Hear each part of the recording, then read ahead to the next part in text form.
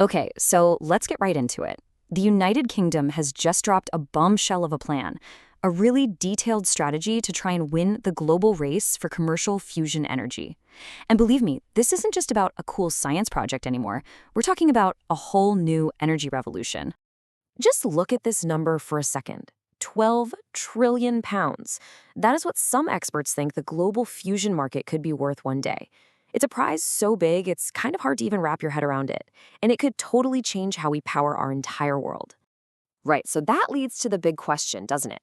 How does the UK, which, to be fair, has been a leader in fusion research for decades, plan to turn all that science know-how into a huge win for its economy and industry? Well, that's exactly what we're going to break down.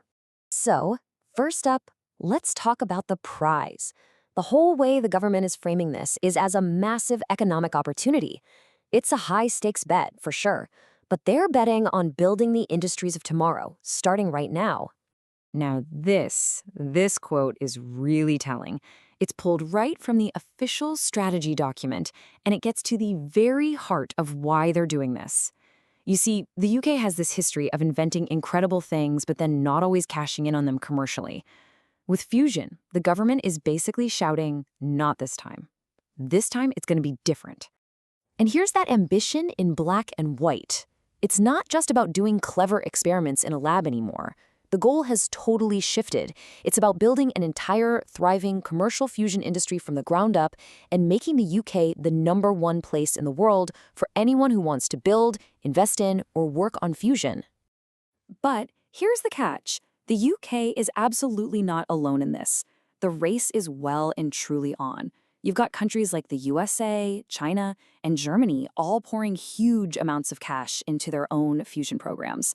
So this isn't just about a scientific breakthrough anymore. It's a full-on global competition for who gets to lead this new industry. So how exactly does the UK plan to get ahead in this race? Well, they haven't just stated their ambition. They've broken it down into a really solid 3-pillar plan. Let's take a look at how it works. And this diagram honestly lays it out perfectly. You can see that central goal right in the middle, to get the fusion industry growing fast.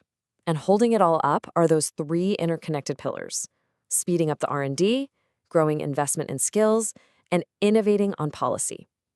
The idea is that they all feed into each other, creating this powerful cycle of growth. Okay, diving into Pillar 1, accelerating R&D. This is all about solving the last few really tough technical problems. For instance, how do you actually make the fuel for a fusion power plant? Well, they're putting £180 million into a new facility to figure that out. And how do you design these incredibly complex machines faster? They're building a £45 million AI supercomputer called Sunrise just for that purpose. Then you have the second pillar, and this is about building the whole ecosystem. I mean, the tech is useless without the people and the companies to actually build it, right? So the plan here is to use government money to attract a ton of private investment, train up a new generation of over 2,000 skilled workers, and basically roll out the red carpet for global investors. It's about creating a whole new industrial community. And the third pillar, this might sound a bit dry, but it's absolutely essential. It's about creating the perfect environment to operate in. The government's promising to get rid of red tape with a new regulatory system that's designed to encourage innovation and to make it much easier to get planning permission. The goal is simple: make the UK the easiest, most attractive place on the planet to start and run a fusion company. Now, at the absolute center of this entire strategy, there's one massive project. It's the physical proof of all this ambition. It's called STEP. So, what is STEP? It stands for Spherical Tokamak for Energy Production.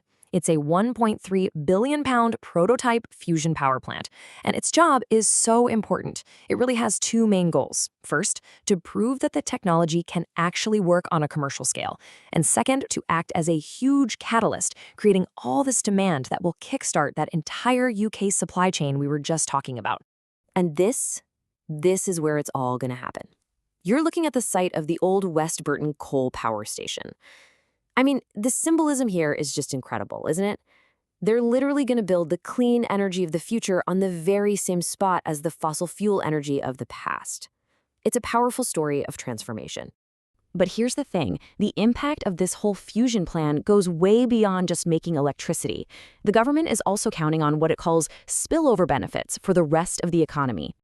And what's so cool about this slide is it shows that ripple effect. Pushing so hard on fusion means you have to invent all this other amazing technology along the way. Things in AI, advanced robotics, incredible new materials, even new medical tech. These inventions won't just stay in fusion. They'll spin out and boost dozens of other industries. It's also really important to know that this isn't some go-it-alone mission. Even though it's a national strategy to help the UK, it's all being built on a foundation of strong international teamwork. The UK is actively working with countries like the US, Japan, and Germany, sharing what they learn and trying to speed up progress for everybody. So let's just boil it all down. This slide really sums up the whole story at that West Burton site. It's a move from finite, polluting fuel to abundant, clean energy, from the past to the future. That right there is the core promise behind the UK's massive bet on fusion. And that brings us to the final, massive question. The plan is ambitious, the investment is real, and the prize is enormous. But with global competition getting hotter by the day, is this incredibly detailed and bold strategy going to be enough to make sure the UK becomes a leader in the world's next energy revolution? I guess we'll have to wait and see.